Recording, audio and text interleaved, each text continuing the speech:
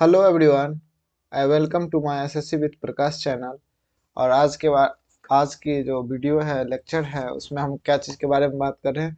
सिंधु घाटी सभ्यता जो आपको देखने से मिल रहा है। सिंधु घाटी सभ्यता, पिछले वीडियो में पाषाण युग की बात कर लिए थे। सिंधु घाटी सभ्यता को टाइम पीरियड के हिसाब से तीन कैटेगरी में बांटा गया है: प्रारंभिक हड़प्पा चरण, परिपक्व हड़प्पा चरण और उत्तर हड़प्पा चरण। अब कहेंगे जो हड़प्पा के ऊपर है, क्योंकि ये फिक्स है जो इंडस वैली सिविलाइजेशन यानी सिंधु सभ्यता जो है, सिंधु घाटी सभ्यता, वो हड़प्पा सभ्यता ही कहा जाता है। क्यों? क्योंकि ज्यादा हड़प्पा का ज्यादा वहां पे मिला है। तो प्रारंभिक हड़प्पा चरण की टाइम पीरियड की बात करें तो क्या है, 3000 से 2600 बीसी तक है। 2600 से, और परिपक्व कब है, 2600 से 1900 बीसी, और 1900 से 1700 बीसी उत्तर हड़प्पा चरण पर जाता है। अब सिंधु घाटी सभ्यता को क्या कहते हैं, कौन सा युग कहते हैं? कांस्य युग कहते हैं। सिंधु घाटी सभ्यता को क्या कहते हैं? कांस्य युग। सिंधु घाटी सभ्यता का नाम किसने दिया था? जॉन मार्शल ने दिया था। और भारतीय पुरातत्व सर्वेक्षण विभाग के जो प्रथम अध्यक्ष थे, कौन थे? अलेक्जेंडर कनिंघम थे। और इसी को हम क्या कहते हैं? भारतीय पुरातत्व सर्वेक्षण विभाग के जनक कहा जाता है। और प्रथम अध्यक्ष भी यही थे, अलेक्जेंडर कनिंघम साहब। और इसका पिता भी कहा जाता है, भारतीय पुरातत्व सर्वेक्षण विभाग का पिता भी कहा जाता है। अब आगे देखते हैं। और इसमें जो हड़प्पा जो खोजा गया स्थल है, जो सिंधु घाटी सभ्यता का जो स्थल है, वो देखते हैं। और इसमें जो सिंधु घाटी सभ्यता में सबसे पहला खोजा गया स्थल क्या था? हड़प्पा था। और कौन कौन सा जगह है? जैसे कि पंजाब है, हरियाणा है, गुजरात है, राजस्थान है, पश्चिमी यूपी है, और बलूचिस्तान और सिंध है। क्लियर है? यह सब क्या है? सिंधु घाटी सभ्यता का स्थल है। स्थल। परिपक्व काल पता ही है, 2600 से 1900 बीसी पर जाता है। अब देखते हैं, ये सिंधु घाटी सभ्यता का चौहद्दी इसको कह सकते हैं। क्या कह सकते हैं? सिंधु घाटी सभ्यता का चौहद्दी है। यह बीच में सिंधु घाटी सभ्यता है, और इसका उत्तर में, जैसा कि आपको पता है, ऊपर वाला नक्शा में फोन पे या कवर पे या डिस्प्ले पे या बुक में कहाँ देखा जाता है? उत्तर किसको कहते हैं? ऊपर में कहा जाता है। तो उत्तर उत्तर में क्या हो जाएगा? सिंधु घाटी सभ्यता का मांडा हो जाएगा, जो कहाँ पड़ता है फिलहाल? जम्मू कश्मीर में पड़ रहा है। और दक्षिण में क्या पड़ जाता है? दैमाबाद पड़ जाता है, जो कौन सा स्टेट में पड़ता है? हमारे महाराष्ट्र में पड़ता है। और पूरब में पड़ जाएगा आलमगीरपुर, जो यूपी में है। और पश्चिम में पड़ जाएगा सूतका गंडोर, जो कहाँ है? बलूचिस्तान में है। कहाँ है? बलूचिस्तान में। सिंधु घाटी सभ्यता के जो प्रमुख स्थल है, उसमें हड़प्पा क्या है? सबसे मेन है हड़प्पा। और यह कहाँ है? पंजाब प्रांत में है। और वर्तमान में यह हमारे देश में नहीं है, यह हमारे पड़ोसी मुल्क पाकिस्तान में चला गया है। और इस हड़प्पा का खोज किसने किया था? दयाराम साहनी किया था। 1921 ईस्वी में दयाराम साहनी के द्वारा क्या किया था? हड़प्पा सभ्यता को खोजा गया था। और कौन सा नदी के किनारे है? तो यह रावी नदी के तट पर पाया गया है। और इसमें क्या है? तो इसमें अन्नागार पाया गया है। कितना अन्नागार है? तो 12 अन्नागार है। और वो भी क्या है? एक लाइन में 6 है और एक लाइन में 6 है, यानी 6 का लाइन में, 2 लाइन में 12 अन्नागार पाया गया है। अन्नागार को क्या कहा जाता है? अनाज रखने का कोठरी कहा जाता है, यानी अन्न अन्न रखने का जो घर है उसी को अन्नागार कहते हैं। अब है प्रारंभिक हड़प्पा और उत्तर हड़प्पा में विशिष्ट पॉइंट दिया गया है। जैसा कि प्रारंभिक हड़प्पा क्या है, इसमें क्या मिट्टी के बर्तन था, कृषि था, पशुपालन था, और कुछ शिल्प का क्या मिला है? साक्ष्य मिला है। मिट्टी के बर्तन, कृषि, शिल्प और पशुपालन तथा कुछ शिल्पकार जो होते हैं उसका साक्ष्य मिला है। कोई बड़ी इमारत नहीं मिला है। और क्या है? BW ब्रेक प्रारंभिक हड़प्पा और हड़प्पा सभ्यता, यानी मतलब इसको आप कह सकते हैं BWA ब्रेक प्रारंभिक हड़प्पा में भी है और हड़प्पा सभ्यता में भी देखने को मिला है। कुछ स्थलों पर बड़े पैमाने पर जलाने के साक्ष्य तथा कुछ बस्तियों को त्याग के साक्ष्य मिले, यानी कोई वस्तु में जैसा कोई त्याग कर दिया हो, वहां से सब कुछ छोड़ कर छाड़ के निकल गया हो, वो उसका साक्ष्य मिला है। और बड़े पैमाने पर जलाने का, यानी जलाया गया है मोहल्ला वल्ला, उस टाइप का कुछ ऐसा साक्ष्य मिला है। अब है उत्तर हड़प्पा। हड़प्पा सभ्यता की विशिष्ट कलाकृति जो है, जैसे वजन है, मोहरे है, मोती, ये सब नहीं मिला है उसमें।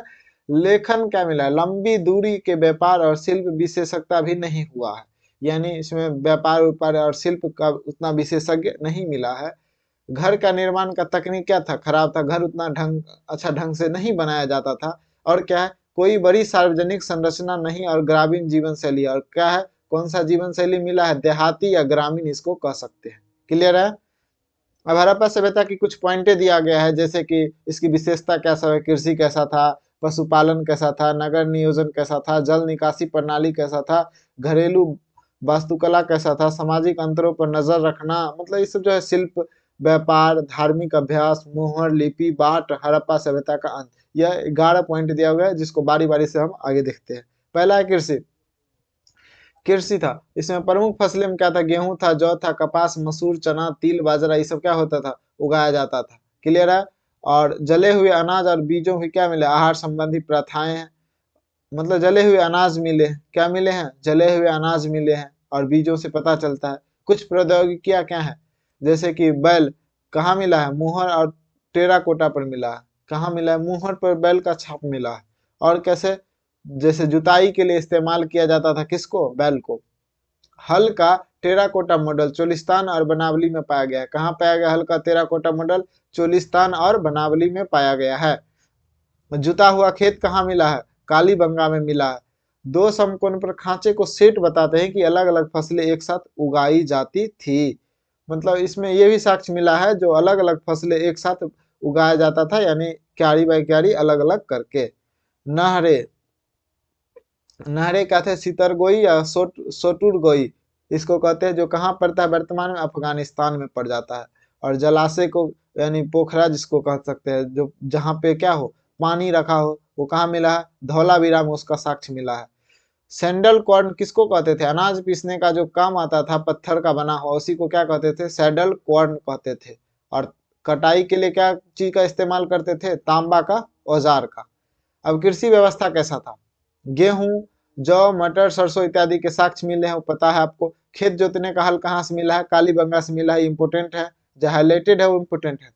ये गबरबंद नाला का प्रयोग करते थे, यानी जल एकत्रित करने के लिए। क्या करते थे, यह ढका हुआ नाला, यानी गबरबंद नाला मतलब क्या, ऊपर से ढक्कन लगा होगा, ढका हुआ नाला का जल एकत्रित करने के लिए उपयोग करते थे। चावल के साक्ष्य कहाँ मिला है, लोथल के गुजरात से मिला है। गुजरात के लोथल से मिला है, जगह का नाम है लोथल, जो गुजरात में पड़ता है, वहां से क्या मिला है, चावल का साक्ष्य मिला है। सिंधु घाटी सभ्यता के लोग क्या करते थे, कपास की खेती करने वाले प्रथम थे। और वो कपास को क्या बोलते थे, सिंडन भी बोलते थे। कपास को क्या बोलते थे, सिंडन भी बोलते थे। और क्या है, भैंस, बकरी, भेड़, सुअर, गधे के साक्ष्य मिलते हैं। घोड़े के साक्ष्य यानी क्या है, सूत का गैंडोर है, यानी घोड़ा का साक्ष्य कहाँ से मिला है, सूत का गैंडोर से मिला है। और कपास को क्या बोलते थे वहां के लोग, सिंडन भी बोलते थे कपास को। सिंधु घाटी सभ्यता के लोग जो थे, कपास को खेती करने वाले प्रथम तो थे ही, और कपास को क्या बोलते थे, सिंडन भी बोलते थे। जानवर में जैसे भैंस, बकरी, भेड़, सुअर, गधे के साक्ष्य तो मिले हैं, लेकिन इसमें अच्छा आगे होगा, वो लाइन आगे दिया जाएगा, पशुपालन में होगा। और घोड़ा का साक्ष्य कहाँ मिला है, सूत का गेंडोर में। पशुपालन जैसे यहाँ मिला है ना, यही हम खोज रहे थे, घोड़ा और गाय के साक्ष्य नहीं मिला है यहाँ पे। भैंस, बकरी, भैंस, सुअर, बैल जैसे मवेशी सब का मिला है। सुअर, घड़ियाल, हिरन, मछली और मुर्गी की हड्डियां भी पाई गई है। इसी से पता चलता है, हड्डी मिला है मतलब क्या, वो जानवर अवेलेबल होगा। लेकिन क्या चीज का साक्ष्य नहीं मिला है, कौन सा जानवर का, घोड़ा और गाय, ये इंपॉर्टेंट है। घोड़ा और गाय का साक्ष्य क्या हुआ है, नहीं मिला है। घोड़ा और गाय का साक्ष्य नहीं मिला है। अब नगर नियोजन यानी शहरी कैसा था, हड़प्पा सभ्यता की सबसे अनोखी विशेषता था शहरी केंद्रों का विकास करना। शहरी तरफ क्या था, विकास हुआ था। जैसे कि क्या विकास था, देखते हैं। गढ़ और निचला शहर, क्या है गढ़ और निचला शहर, गढ़ जो होता था ये हो गया क्या, गढ़ हो गया, ये क्या हो गया, गढ़ हो गया। यानी सबसे ऊंचा चबूतरा पर बनाया जाता था, लेकिन आकार में छोटा होता था। निचला शहर का जो घर सब था वो क्या होता था, थोड़ा बड़ा बड़ा होता था। लेकिन यह गढ़ जो होता था ऊंचा पर बनाया जाता था, लेकिन इसका घर क्या होता था, आकार में निचले शहर की अपेक्षा क्या होता था, छोटा होता था। उसी को क्या कहते थे, गढ़ कहते थे। और निचला शहर तो पता ही है, शहर के निचले हिस्से में था, और नगर का यह भाग गढ़ से कहीं अधिक बड़ा था। मतलब बड़ा घर छोटा होगा ना, जैसे कि वो ऊपर में बनता था तो ऊपर में स्पेस कम होगा तो घर छोटा होगा, लेकिन निचला वाला का स्पेस ज्यादा मिलेगा तो ज्यादा घर बनेगा और ज्यादा बड़ी संख्या में रहेगा। चनहुद्रों में गढ़ नहीं पाए गए, कहाँ नहीं पाए गए गढ़, चनहुद्रों में गढ़ क्या हुए हैं, पाए नहीं गए हैं। और धौलावीरा में किस तरह से विभाजित था, गढ़ था पता ही है, ऊपर में बनता था, मिडिल टाउन उससे थोड़ा नीचे, और निचला शहर सबसे नीचे में बनता था। अब है स्नानागार है। स्नानागार यानी विशाल स्नानागार कहाँ मिला है? मोहनजोदड़ो में मिला है। कहाँ मिला है? विशाल स्नानागार मिला है। स्नानागार में नहाते थे वहां के लोग। और यह कहाँ होते थे? गढ़ में स्थित होता था, यानी सबसे ऊपर में स्थित होता था। और इसका निर्माण क्या चीज से किया गया? पक्की ईंट से किया गया भैया। और यह आयताकार बना हुआ था। किस डिजाइन का था? किस शेप का था? आयताकार था। और इसकी लंबाई और चौड़ाई की बात करें तो ये इंपोर्टेंट हो सकता है। 11.88 मीटर लंबा है और 7 मीटर क्या है? चौड़ा है। मोटार और जिप्सम का उपयोग करके जल रोधी बनाते थे, यानी जो जल उस पर लगे नहीं उसको मोटार और जिप्सम का उपयोग करके क्या बनाते थे? इसको जल रोधी बना जाते थे। अब है विशाल अन्नागार है। यह कहाँ पाया गया है? मोहनजोदड़ो में अन्नागार और विशाल अन्नागार और विशाल स्नानागार दोनों कहाँ पाया गया है? मोहनजोदड़ो में पाया गया है। और हड़प्पा अन्नागार हड़प्पा में पाया गया। क्लियर है? मोहनजोदड़ो में पाया गया है विशाल अन्नागार। और अन्न की कोठरी, इसे अन्न की कोठरी भी कहा जाता था। विशाल अन्नागार जो था मोहनजोदड़ो का, इसको क्या कहा जाता था? अन्न की कोठरी भी कहा जाता था। ये हमारा है अन्नागार। क्या है? ये अन्नागार देख सकते हैं कितना बड़ा अन्नागार है। फोटो में आपको देखो, एक आदमी ऊपर है और यहाँ से नीचे वाला आदमी है। मतलब कितना गहरा हो सकता है और ऊंचा ऊंचा है, यानी इसीलिए विशाल अन्नागार कहा गया है। ये है हड़प्पा का नागार है। जो 12 नागार इससे पहले बताया, हड़प्पा का नागार में कितने 12 नागार पाए गए। और छह नागार के क्या है? 2 लाइन बनाया हुआ है। जो 1 2 3 4 ये 6 है इधर से, और ये इधर से 6 है। क्लियर है? अब है धोलावीरा और लोथल क्या? धोलावीरा और लोथल क्या है? इसका अपवाद क्यों कहा गया है? पूरी बस्ती किलेबंद थी। धोलावीरा में क्या था? पूरा बस्ती एक किलाबंद था, यानी पूरा बस्ती जो मोहल्ला था, बस्ती था, उस बस्ती के चारों ओर क्या था? किला बनाया गया था, फाटक बनाया गया था, दुर्ग बनाया गया था, उसको कह सकते हैं बाउंड्री किया हुआ था। और शहर के भीतर के हिस्से में भी दीवारों से अलग थे। शहर का जो भीतर का हिस्सा भी था दीवार से क्या था? अलग था। और क्या है? लोथल के भीतर गढ़ को दीवार से नहीं घेरा गया था। लोथल के जो भीतर था गढ़ को दीवार से नहीं घेरा गया था, यानी वो घेरा नहीं गया था लोथल के अंदर। ऊपर वाला गढ़ वाला जो सबसे ऊपरी हिस्सा वाला भाग जो था उसको दीवार से नहीं घेरा गया था, बल्कि उसे ऊंचाई पर बनाया गया था। गढ़ तो ऊंचा होता ही है, आपको पता ही, अभी उससे पहले पढ़े हैं। बस्तियों को पहले योजना बनाई गई और फिर उसके अनुसार कार्यान्वयन किया गया। और ईंट क्या होता था? धूप में पकाया गया था। और इसका ईंट का जो लंबाई चौड़ाई और ऊंचाई की बात करें तो लंबाई 4 ऊंचाई 2 और सॉरी लंबाई 4 चौड़ाई 2 और ऊंचाई 1, यानी 4 2 1 का अनुपात में ईंट रहता था। अब है जल निकासी प्रणाली। अब जल कैसे मतलब वहां से निकालते थे, निकासी करते थे? ग्रिड पद्धति वाली सड़कें, गलियां जो समकोण पर प्रतिच्छेद करती है, यानी ग्रिड पद्धति, यानी इधर से एक लाइन सीधा जा रहा था और ये 2 लाइन नाला के बीच का ये एक लेआउट बना के निकाल देता था। क्लियर है? जो समकोण पर प्रतिच्छेद करते थे। नाली प्रणाली क्या था? बड़े शहरों तथा छोटी बस्तियों में भी पाया जाता था, यानी बड़े बड़े शहरों में तो पाए ही जाते हैं नाला, और छोटी बस्ती में भी पाया गया था, जैसे लोथल में। जली या पकी हुई ईंट से निर्मित थे। यह क्या होता था? पका हुआ ईंट से बनाया गया था। ठोस अपशिष्ट को साफ करने के लिए नालियों के बीच में नावादान से शिफ्ट था। क्या था? जो ठोस अपशिष्ट यानी जो कठोर कचरा होता था उसको साफ करने के नालियों के बीच में क्या बनाया गया था? नावादान या से शिफ्ट कहते हैं इसको। आप चालनी कह सकते हैं, यानी जाली कह सकते हैं। क्लियर है? ढक्कनों के लिए चूना पत्थर का उपयोग किया जाता है। ढक्कन क्या चीज का बनाया जाता था? नाला का चूना पत्थर का उपयोग किया जाता था। रसोई व स्नान घरों में भी नालियां होती थी। रसोई में भी नाली होता था, स्नान घर में भी नालियां होती थी, जो सड़कों की नालियां से जुड़ी होती थी।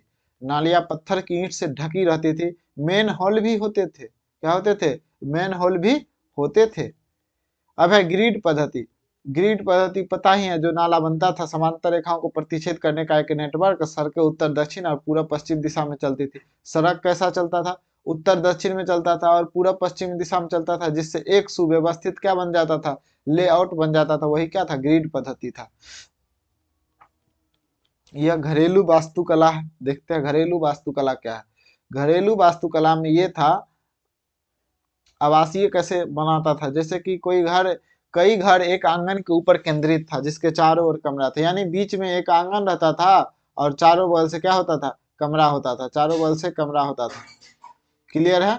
ये तो मतलब फूल की तरह बन गया। मतलब ये था कोई बीच में एक आंगन ये होता था और चारों बगल से कैमरा का गेट खुलता था। क्लियर है? और इसके ये भी था, हर घर में क्या था? अपना अपना एक बाथरूम हर घर में रहता था। और कई घरों में तो क्या मिला है, कुआं भी देखने को मिला है। और इसमें क्या था, और क्या था इसकी बात, जमीनी स्तर के दीवारों पर कोई खिड़की नहीं होता था। जमीन स्तर पर जो दीवार था नीचे वाला, उसमें कोई खिड़की नहीं होता था। और ये भी था, जैसे ये मेन गेट है, क्या है, ये मेन गेट है, तो मेन गेट से आंगन का दृश्य आप नहीं देख सकते थे, मतलब नहीं दिखता था, ऐसा टाइप का बनाया गया था। अब दफन कैसा क्या करता था, दफन का अध्ययन देखते हैं।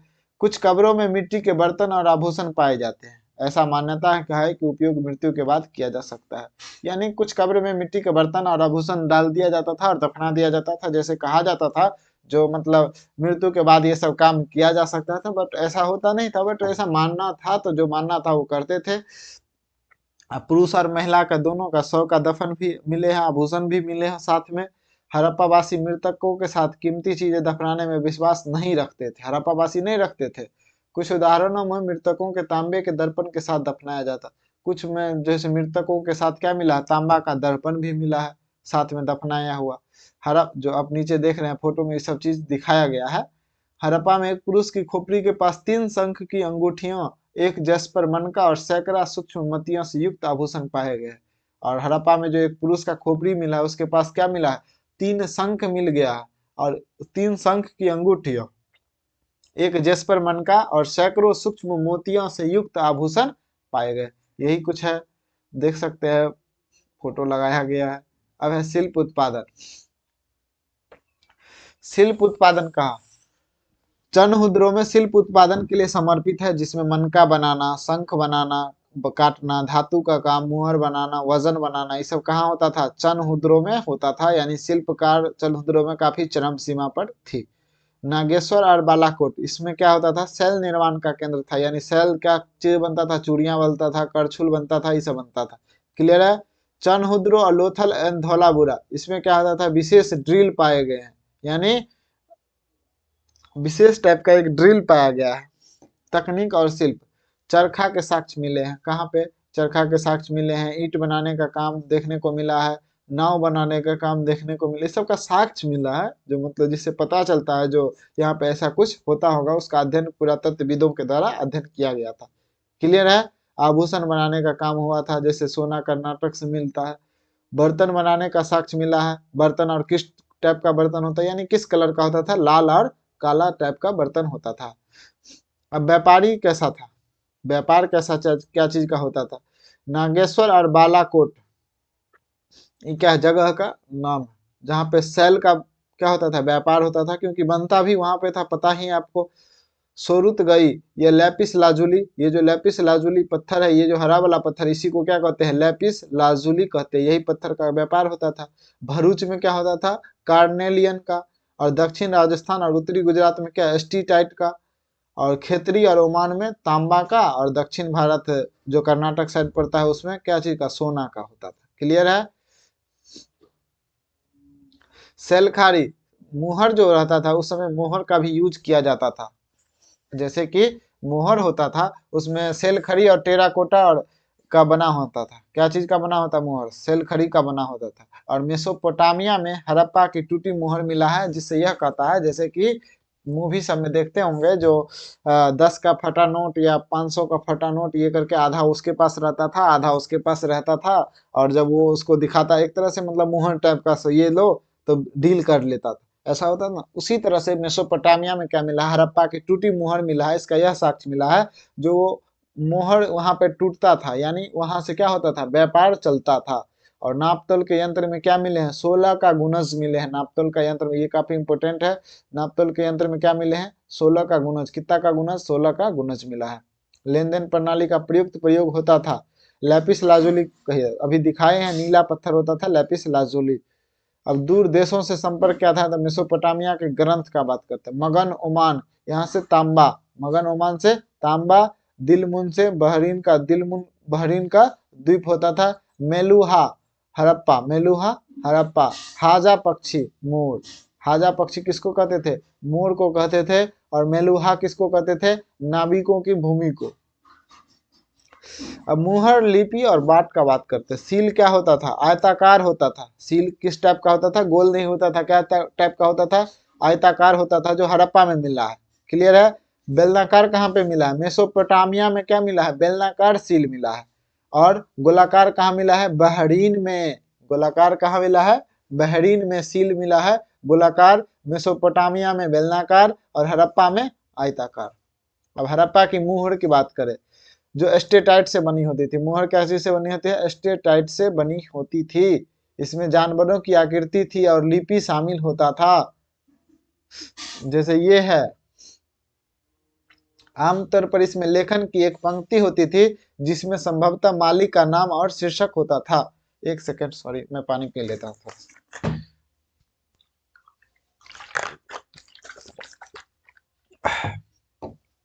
सॉरी। सील का बात कर लेते हैं। पशुपति की सील मिली है जो मुहर का काम भी करता था। इसमें क्या होते हैं? प्रोटोसिव बैठे हुए हैं योग मुद्रा में। ये जो है प्रोटोसिव, यहाँ पे देख सकते हैं आप, योग मुद्रा में प्रोटोसिव बैठे हुए हैं यहाँ पे। और इसमें क्या मिले? विभिन्न प्रकार के, जैसे कि मतलब जानवर मिले हैं, जैसे कि क्या है? भैंस है, हाथी है, शेर है, एक सिंग वाला गैंडा है और हिरन है। ये सब मिल रहे हैं। क्लियर है? अब है लिपि। लिपि कैसा था? चित्रात्मक लिपि होता था, यानी चित्र से पढ़ा जाता था। लिपि उस टाइम चित्रात्मक होता था। किसके द्वारा कहा गया है? बोस्ट्रोफेडन कहा गया है। दाएं से बाएं, क्या कहा? बोस्ट्रोफेडन। दाएं से बाएं, फिर बाएं से दाएं, फिर दाएं से बाएं। कैसा लिखता था लिपि में? पहले राइट टू लेफ्ट, फिर क्या करते थे? लेफ्ट टू राइट, और फिर राइट टू लेफ्ट, यानी बाएं से दाएं गए, ठीक, फिर दाएं से बाएं गए और फिर बाएं से दाएं, ऐसे करके चलता था। क्लियर है? मुहर लिपि और बाट के बारे में और कुछ देख लेते हैं।